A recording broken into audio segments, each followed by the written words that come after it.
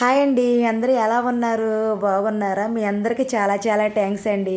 ఎందుకంటే మా ఛానల్ని బాగా మీ అందరూ సపోర్ట్ చేస్తున్నారండి. మీ సపోర్ట్ నాకు ఎప్పుడు కావాలి. మీరు చూసిన వాళ్ళందరూ సబ్స్క్రైబ్ చేయడం మాత్రం మర్చిపోవద్దు. నేను టైలరింగ్ చేస్తాను. ఈ మధ్యన నేను వీడియోలు పెట్టలేకపోతున్నాను.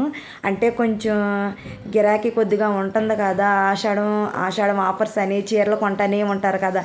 ఎప్పుడు కన్నా నాకు గిరాకీ ఈ నెలలోనే ఎక్కువ గిరాకీ ఉంటుంది.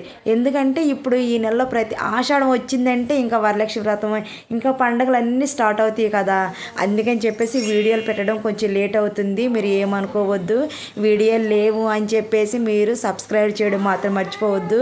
నన్ను ఎప్పటిలాగానే మీరు సపోర్ట్ చేయండి. నేను కూడా వీడియోలు పెట్టడానికి కొంచెం టైము కేటాయిస్తాను. ఎందుకంటే నేను టైలరింగ్ చేస్తాను కదా, నాకు కస్టమర్లు పెళ్ళి కాదు, ఇప్పుడు అన్ని పెళ్ళిళ్ళ సీజన్లు పండగ సీజన్లు ఉండడం వల్ల నాకు కుదరట్లేదు. మా కస్టమర్లు నాకైతే 7-8 దాకా మొత్తం పట్టు చీరలే తీసుకొచ్చారు. పట్టు చీరలు అయితే చాలా బాగున్నాయి, చాలా నచ్చినాయి.